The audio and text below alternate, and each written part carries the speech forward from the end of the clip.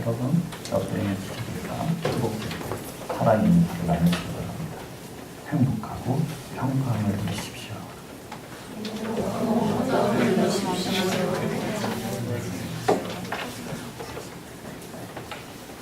우리 하나님 말씀 믿음과 구원에 대한 제목으로 나누게 되었는데, 지난번에 믿음과 행위라고 하는 제목으로 설교한 것이 제가 보기에 아주 미흡하게 생각되어서 같은 내용을 다시 한번 다루고 다음 주에는 관련되어서 또 살펴봐야 할 문제를 살펴보도록 하려고 합니다. 로마서 5장 1절 읽겠습니다.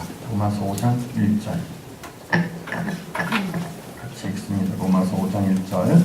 그러므로 우리가 믿음으로 이렇게 하심을 받았으니 우리 주 예수 그리스도로 말미암아 하나님과 구원을 누리라. 로마서 5장 1절에서는 그러므로 우리가 믿음으로 의롭다 하심을 받았다라고 되어 있습니다. 어떻게 의롭게 되었냐니까 믿음으로 의롭게 되었다라고 하고 있습니다. 그러므로 믿음은 구원의 조건인 것이 확실합니다. 믿음으로 구원을 받았다. 어떻게 구원을 받았냐? 믿음으로 구원을 받았다. 그러므로 구원을 받기 위해서는 믿음이 반드시 필요한 것입니다. 그러므로 믿음은 구원의 조건이다 라고 해도 전혀 문제가 되지를 않습니다. 그렇다면 믿음이 구원의 조건이라고 하면 발생되어지는 어떤 문제가 없는가? 이것입니다. 문제가 있죠. 우리는 구원이 행위로 되는 것이 아니라 어떤 조건을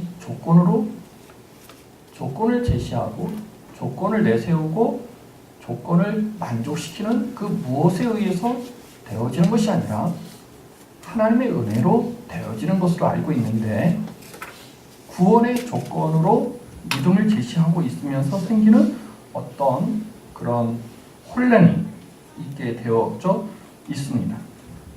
자, 믿음으로 구원을 의롭게 된다, 믿음으로 구원을 받는다라고 할 때 믿는다라는 행위를 누가 하는 것이죠? 누가 하게 돼요? 자, 믿음으로 의롭게 된다, 믿음으로 구원을 받는다 라고 하면 믿는다라는 행위를 누가 하게 되죠? 사람이 하게 되는 거죠. 사람이 어떠한 행위를 하려면 결정을 해야 되는 거예요. 결정하지 않고 행위를 하는 경우는 없죠. 내가 어떤 행위를 한다는 것은 그 행위를 하는 것이 정당하고 타당하다라고 하는 결정에 의해서 나타나는 것입니다. 그러므로 믿음이 구원의 조건인데, 믿음을 행사하고 믿음을 행사함에 있어서 행사하기 위해서 결정하는 것이 사람에게 달려있다라고 하면 무엇에 문제가 되냐면 여기에 문제가 됩니다. 에베소서 2장 8절.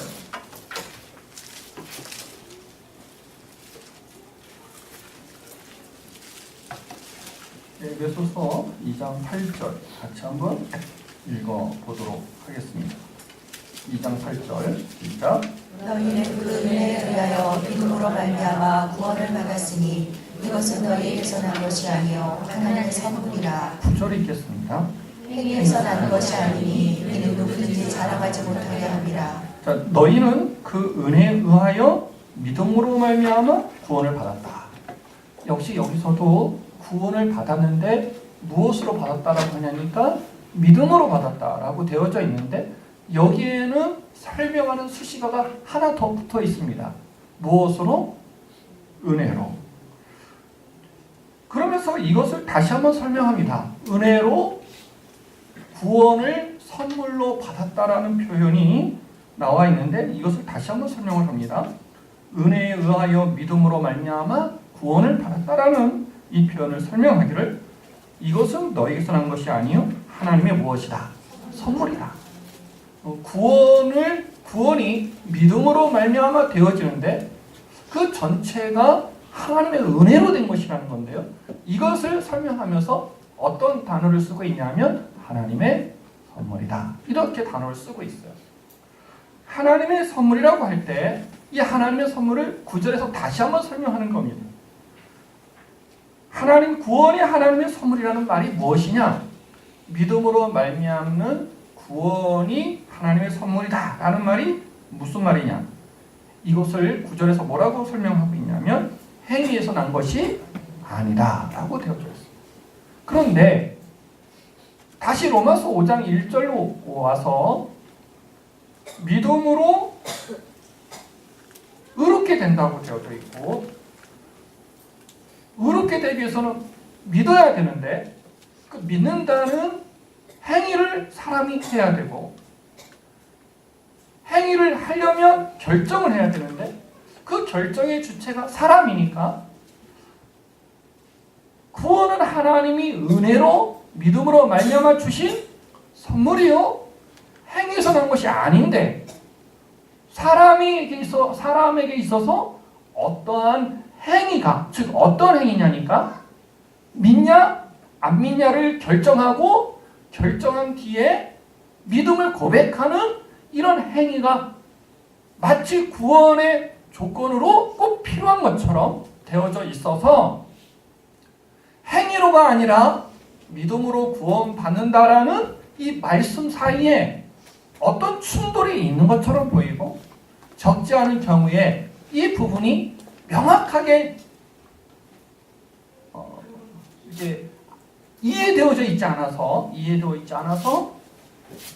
어느 때를 보면 구원이 믿음으로 은혜로 주어진 것처럼 말을 하는데 어느 순간에 보면 꼭 마치 또 사람이 어떤 역할을 해야 되는 것처럼 말하는 그런 우스운 모습을 우리가 종종 보게 되는 것입니다.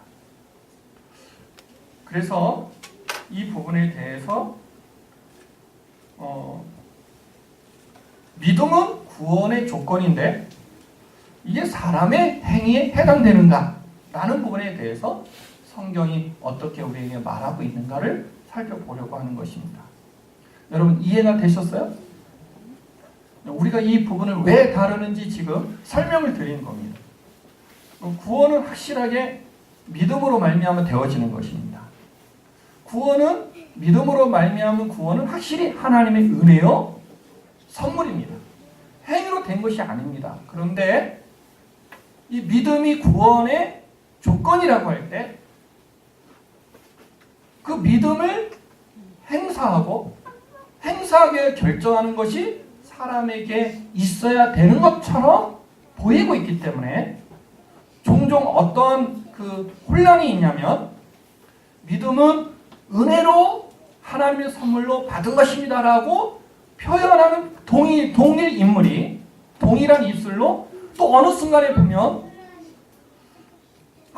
구원은 은혜지 구원은 하나님의 선물이지 해놓고 또 어느 순간에 보면 같은 사람이 그래도 사람이 결정을 해야 되지 이러한 잘못을 이렇게 보이는 것입니다.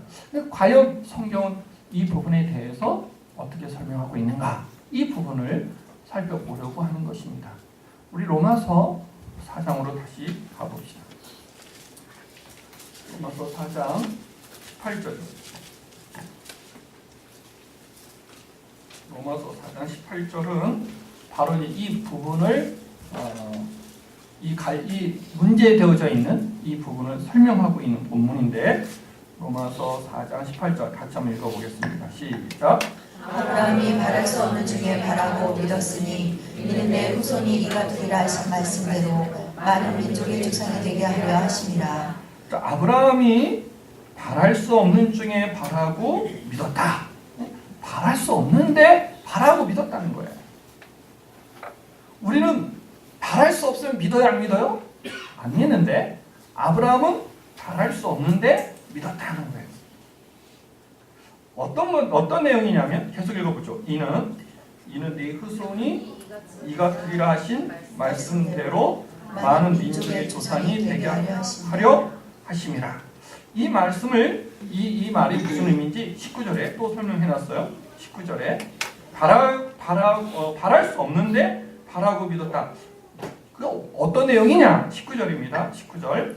그가 백세나 되어 자기 몸이 죽은 것 같고 살아있다가 죽은 것 같음을 알고도 믿음이 약하여지지 아니하고. 이게 자손의 문제인데 나이가 많이 있어서 아기를 낳을 수 없는 상태가 되었다라는 사실을 본인이 알면서 본인뿐만 아니라 그의 아내인 사례도 아기를 가질 수 없는 상태다라는 것을 인지하고 있는데도 불구하고 그런 뜻이에요. 그럼에도 불구하고 믿음이 약하여지지 않아서 자 20절 믿음이 없어 하나님의 약속을 의심하지 않고 믿음으로 견고하여져서 하나님께 영광을 돌리며. 믿음이 없어 하나님의 약속을 의심하지 않았다는 거예요. 그러니까 도저히 바랄 수 없고 동의할 수 없고 인정할 수 없는 상태인데도 불구하고 하나님께서 약속하셨을 때 믿음의 견고한 믿음을 가지고 믿었다 이거예요. 자 계속 해보시죠. 21절. 약속하신 그것을 또한 능히 이루실 줄을 확신하였으니. 그리고 약속하신 그것을 틀림없이 이루어 주실 것이다 라는 것을 믿었다, 확신했다 라는 거예요. 그런데 이러한 아브라함의 행위, 이러한 아브라함의 자세, 이러한 아브라함의 모습에 대하여 하나님께서 어떤 반응을 하셨냐면 22절입니다. 그러므로 그것이 그에게 의로 여겨졌느니라. 그러므로 그것이 그에게 의로 여겨졌다 이거예요. 이것 때문에 로마서 5장 1절에 다시 한번 읽어봐요. 이런 말이 나온 거예요. 로마서 5장 1절에 시작. 그러므로 우리가 믿음으로 의롭다 하심을 받았으니. 아브라함이 바랄 수 없고 동의할 수 없고 믿을 수 없는 상황에서 하나님의 약속이기 때문에 하나님이 능히 그 약속을 성취하실 줄 믿고 바랄 수 없는 중에 아브라함이 믿었더니 하나님이 그것을 의롭게 여겼다. 이것을 정리하기를 로마서 5장 1절에 믿음으로 의롭게 된다라고 설명한 거예요. 아무리 봐도 구원을 받으려면 누구와 같은? 아브라함과 같은 행위가 있어야 될 것 같아요? 안 있어야 될 것 같아요? 있어야 될 것 같아요. 그러니까 구원은 행위가 아니라 하나님의 은혜요 선물이라고 했는데 믿음으로 말미암은 구원을 설명하면서 아브라함의 어떤 행위가 강조됨으로 구원은 은혜인데 마치 어떠한 행위는 필요한 것처럼 나타나고 있는 거야. 어떤 행위? 믿음을 고백하고 믿음을 동의하고 믿음을 인정하는 그러한 어떤 행위는 필요한 것처럼, 그리고 그 행위가 누구로부터 나타나는 것처럼 아브라함 사람에게서 시작된 것처럼 나타나고 있다는 거예요. 이것 때문에 성도들이 구원을 어떻게 받나? 믿음으로 받죠. 믿음으로 받는 구원이란 무엇인가? 하나님의 은혜요, 하나님의 선물입니다. 이렇게 말을 해놓고 또 어떤 상황이 되어지면 그래도 그 믿음을 우리가 고백해야지. 누구처럼? 아브라함처럼. 이러한 반응을 보이는 거예요. 아무리 생각해도 두 개가 일치되는 것 같아요? 아니면 충돌하는 것 같아요? 충돌하는 것 같죠. 근데 그게 누구에게서 더 나타나냐? 우리에게서도 나타나는 것이죠. 우리 알잖아요. 알아요? 몰라요? 자, 구원은 무엇으로 받는다? 믿음으로 받는 거 알잖아. 믿음으로 받는 구원은 행위다? 선물이다? 선물이잖아요. 은혜잖아요. 은혜. 응? 그런데 그런 줄 알고 있죠. 그런데 어느 순간이 되면 그래도 우리가 구원받으려면 뭐를 해야 돼? 믿습니다. 이걸 해야 된다고 생각하는 것이죠. 그리고 이 믿습니다라는 게 아브라함과 같이 그런 상황에서 즉 바랄 수 없고 동의할 수 없고 믿을 수 없는 상황에서 하나님을 약속을 굳건히 믿고 하는 어떤 태도, 자세로 나타나 있어서 그럼 결국은 행위가 있어야 되는 거 아닌가 이렇게 표현을 하게 되는 것입니다. 성경은 이 부분을 어떻게 말하고 있을까? 그것입니다. 이제 우리 사도행전 7장으로 한번 가보겠습니다. 사도행전 7장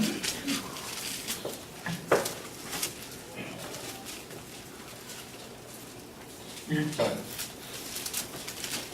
읽겠습니다.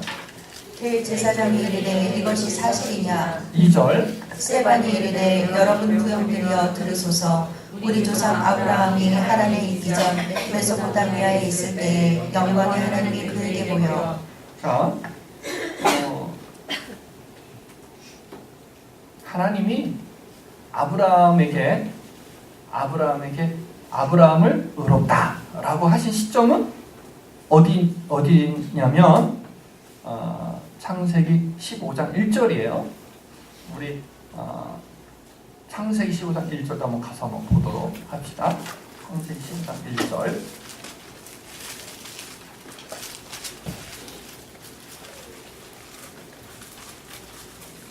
아까 우리가 살핀 로마서 4장 18절에서 나오는 내용은 바로 여기에서 갖다가 인용한 것입니다. 창세기 15장 1절 읽겠습니다. 이후에 여호와의 말씀이 환상 중에 아브라함에게 임하여 이르시되 아브라함아 두려워하지 말라.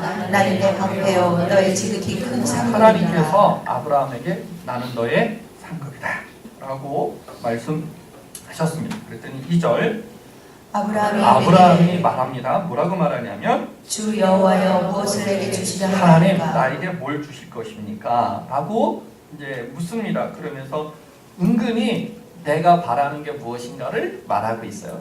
나는 자식이 없습니다. 상속자가 없습니다. 내 자식 중에 상속자가 없습니다. 그러므로 나에게 충성스럽게 함께하고 있는 내 종 엘리에셀입니다. 이렇게 이제 말을 했어요. 그랬더니 자 3절 또 아브라함이 계속 말합니다. 계속 시작. 아브라함이 또 이르되 주께서 내게 씨를 주지 아니하셨으니 내 집에서 기린 자가 내 상속자가 하나님께서 나에게 자녀를 안 주셨으니까 이것은 어쩔 수 없는 겁니다. 하나님이 자식을 주셨으면 그 자식이 상속을 할 수 있을 텐데 하나님께서 자식을 안 줬으니까 결국은 이 종인 엘리에셀이 내 상속자가 되어야 할 것 같습니다. 이렇게 말을 했어요.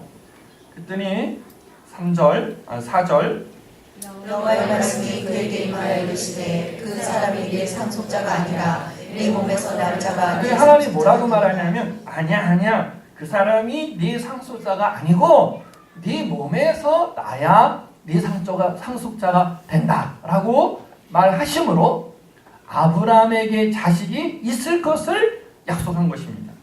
5절입니다. 그를 이끌고 밖으로 나가 이르시되 하늘을 우러러 목별을 셀 수 있나 보라. 또 그에게 이르시되 내 자손이 너와 같으리라. 단순히 자식이 상속자로서의 자식이 있을 것만 설명한 게 아니라 밖에 데리고 나가서 하늘을 보게 하고 별을 보게 한 뒤에 아브라함아 별을 봐라. 셀 수 있냐? 저 별을 어떻게 셉니까?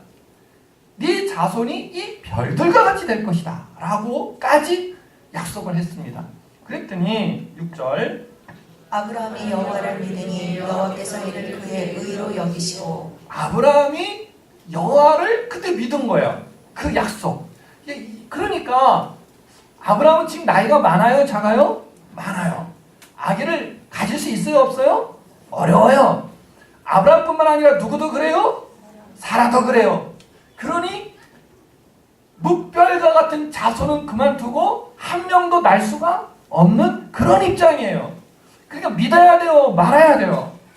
말아야 돼요. 하나님이 아브라함에게 내가 너에게 상속자를 주겠다. 네 자손이 이 묵별과 같이 될 거다라고 할 때 웃기지 마십시오. 그 가능한 얘기나 하십시오. 가능한 것이나 약속하십시오. 이래야 마땅한데 아브라함은 어떻게 했다는 거예요? 믿었다. 그 아브라함이 믿었을 때 하나님이 그를 무엇으로 여겼다? 이것을 그의 의로 여겼다. 그리고 이 말씀을 로마서 4장에서 갖다 그대로 쓰고 있는 거예요. 무엇을 설명하기 위해서? 구원은 믿음으로 받는 것인데, 믿음으로 받는 것인데, 그 믿음이 어떤 거냐? 그 샘플을 누구로? 아브라함의 이 사건을 가져다가 샘플로 제시하고 있는 거예요. 그래서 우리가 문제가 생기는 것이죠. 우리가 이해하고 있는 은혜와 선물로서의 믿음. 그런데 이 제시된 예문을 인하여 어떤 행위가 필요한 것처럼 보이는 이 충돌이 우리에게 있는 것이에요. 자, 그런데 문제가 이제 그럼 이 성경은 이 부분을 어떻게 설명하고 있냐면, 자, 아브라함이 하나님의 약속을 믿었을 때 이것을 그의 의로 여긴 것은 하나님과 아브라함이 만나자마자였을까요? 아니면 한참 뒤였을까요? 아브라함이 하나님의 약속을 믿었고 아브라함의 그 믿음을 하나님의 의로 여긴 이 사건은 하나님과 아브라함이 만난 지 한참 뒤일까요? 아니면 하나님이 아브라함을 만난 바로 그 순간이었을까요? 그 부분을 지금 설명하고 있는 거예요. 사도행전 7장 2절 한번 다시 보세요. 7장 2절 스데반이 이르되 여러분 부형들이여 들으소서. 우리 조상 아브라함이 하란에 있기 전 메소포타미아에 있을 때 영광의 하나님이 그에게 보여. 즉 하나님이 아브라함을 만난 건 언제 어디였어요? 갈대와 우르에 살았을 때. 갈대와 우르에 살았을 때 갈대와 우르에 하나님이 아브라함을 찾아오신 거예요. 그리고 나서 한참 있다가 아브라함이 하나님의 약속을 믿었고 그 믿음의 고백을 근거로 해서 하나님이 내가 너를 의롭다 라고 여긴 거예요. 그것을 로마서에서 말하는 믿음으로 말미암는 의롭게 됨을 설명하는 예로 든 것이에요. 그러면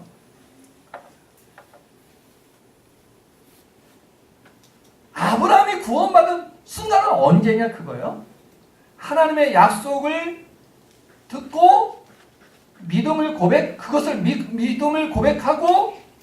하나님이 의롭다라고 선언한 그때인지, 아니면 갈대와 우르에서 있던 아브라함을 하나님이 찾아온 그때인지 언제일까요?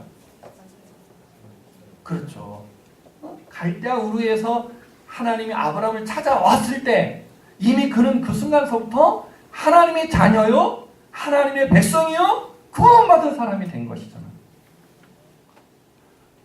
그러면 그 구원은 아브라함의 어떤 무엇이 작용했어요? 안 했어요?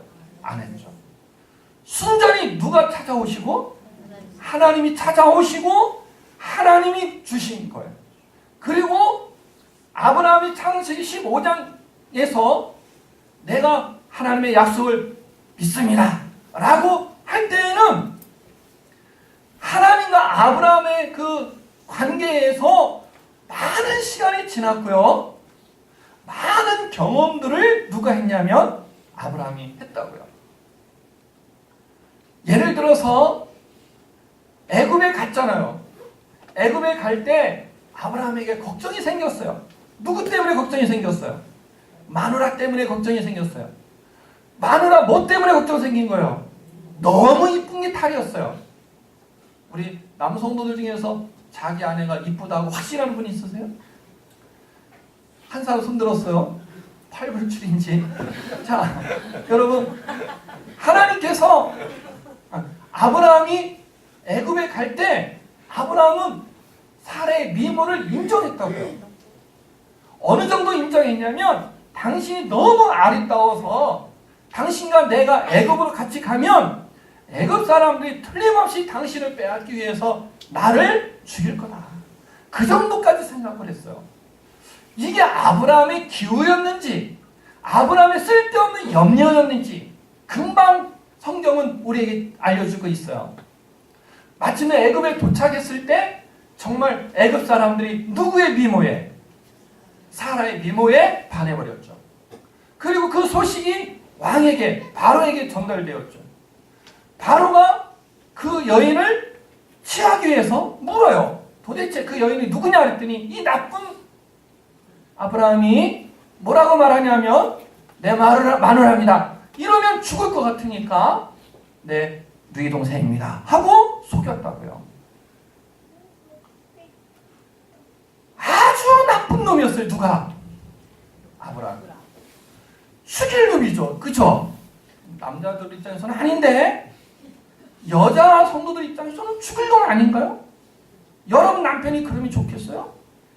자기 목숨, 자기 생명 살려고 다른 남자한테 이 사람은 내 마누라가 아니고 내 누이입니다. 그게 말이 되냐고요. 죽일 놈이죠.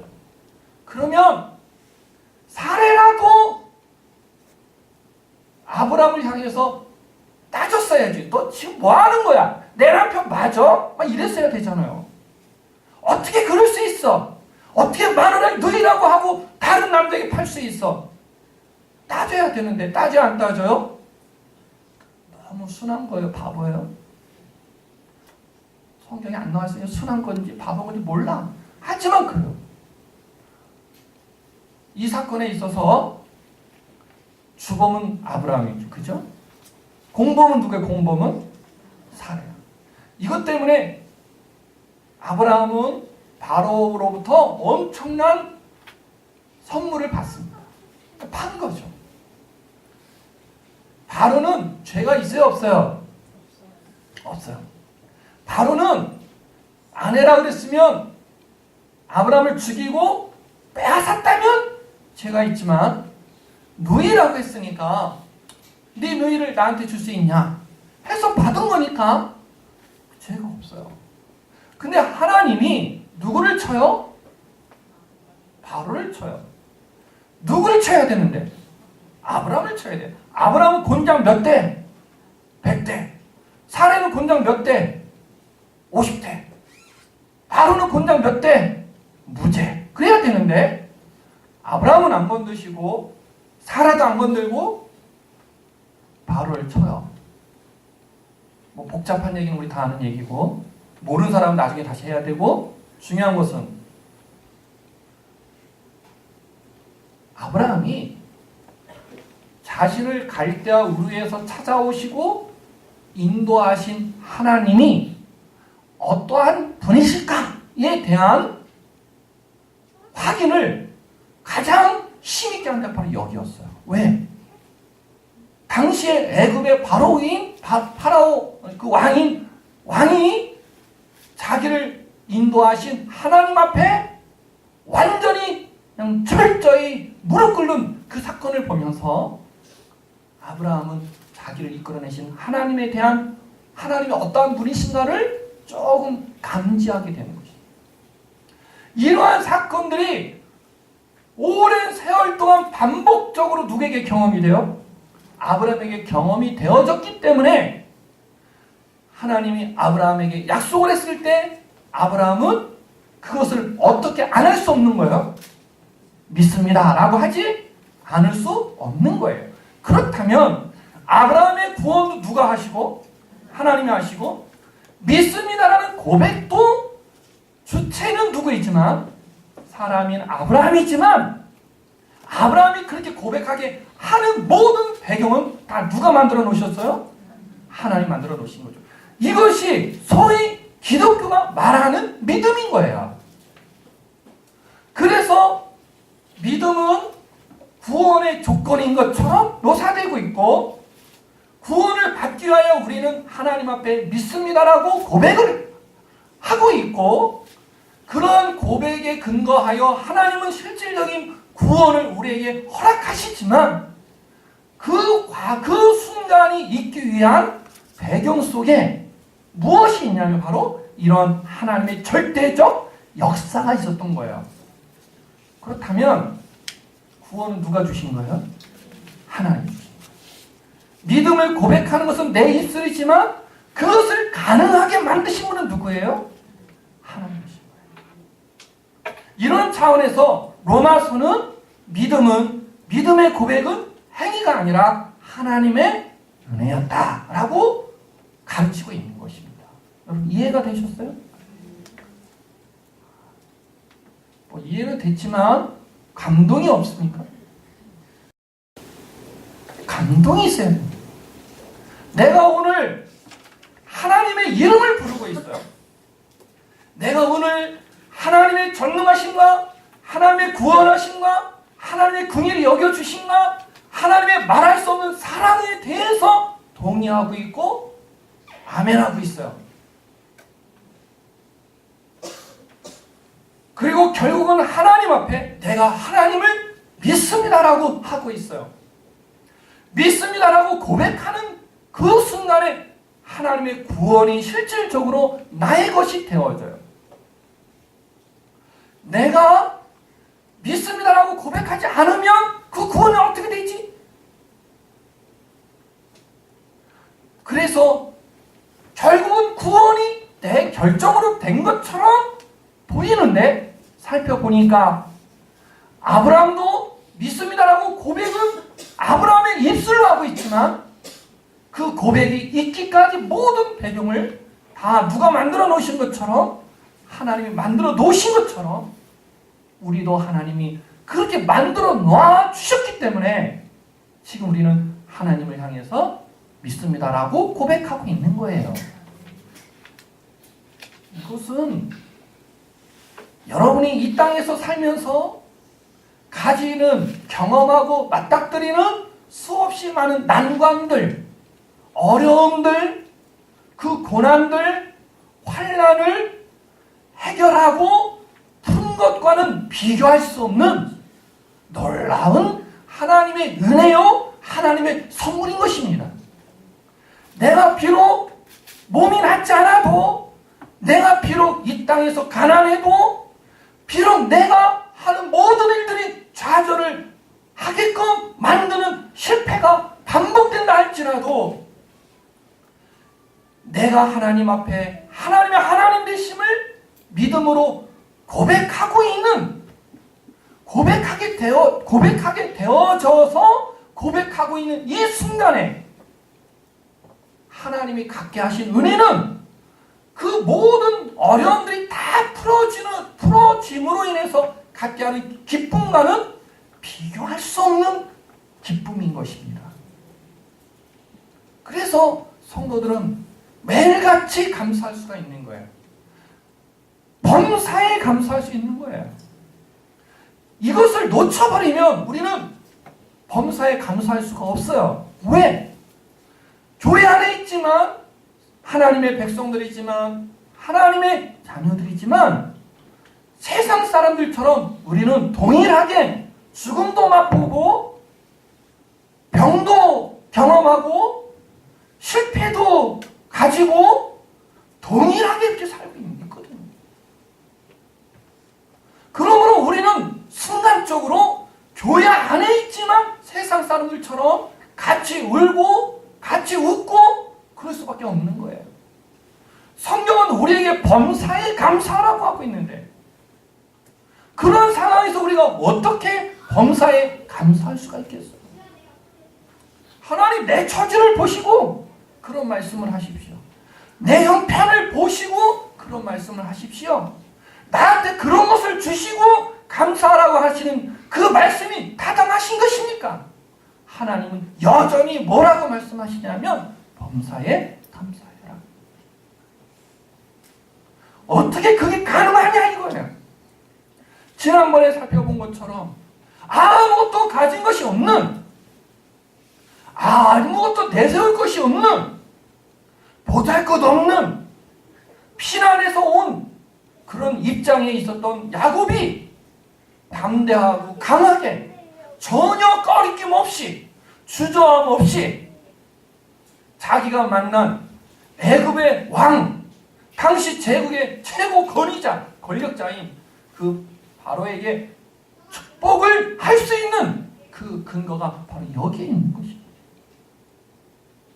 욥이 자녀 10명을 잃었고 자기 재산 다 잃었어요. 그 정도 되면 우리 중에 살 수 있는 사람 몇 명이나 있을까요?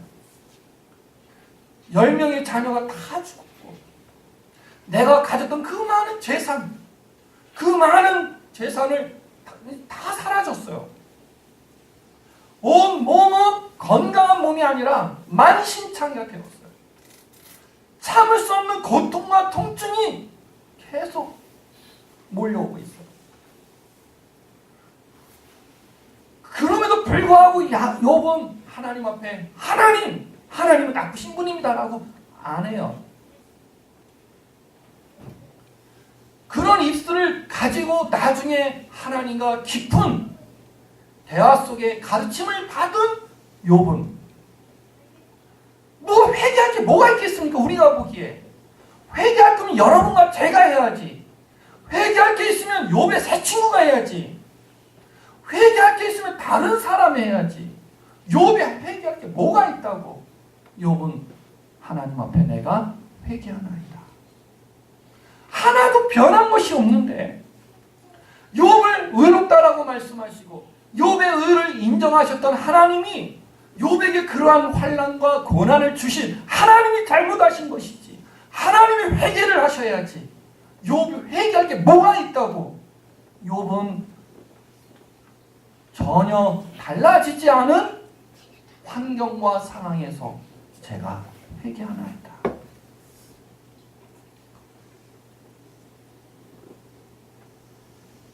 여러분,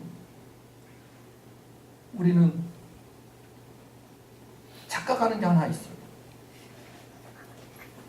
성경에 등장하고 있는 많은 믿음의 조상들이 하나님의 절대적인 은혜와 하나님의 절대적인 보호하심 속에서 우리가 꿈꾸는 그 화려하고 빛나는 인생을 살았다고 착각하고 있어요. 하나님이 많은 왕들 중에서 특별하게 인정했던 의로운 왕 다윗. 우리는 왕이 얼마나 행복했을까? 우리는 다윗이 얼마나 힘있게 왕으로서 살았을까?